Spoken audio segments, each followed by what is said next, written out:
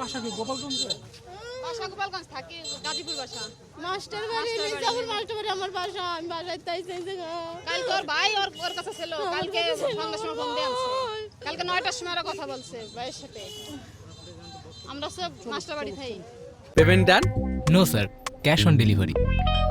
Wait, amazing সব ডিলসে order করুন দেশের যে কোনো প্রান্ত থেকে কার্টাপে ক্যাশ অন ডেলিভারিতে।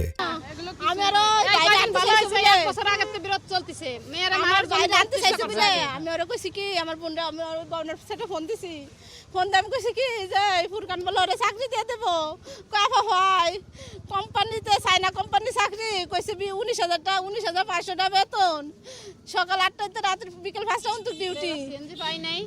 ওখানে আমাদের আমার ভাই চাকরি নাইট ডিউটি, এক সপ্তাহ রাত এক সপ্তাহ দিন। আবার নাইট ডিউটি করা লাগবে না। এই কই আমার ভাইরা আমার বাসায় টানছে। আইনে আমার ভাইরা যে বোন জামাই ছিল ফুরকান, ওর সাথে আপনার বোনের যে বিরোধ, এই ধরনের কোনো কথা কি আগে শুনছেন? এই বিরোধ কি আমার বোনটারা এমনি আমাকে বাড়ি যাইতে দিত না, আমাকে সাথে কোনো যোগাযোগ রাখতে দিত না, কোনোখানে যাই 5 দিন থাকতে দিত না, বা একলা যে ফোনে কথা কইবো একলা কথা কইতে দিত না।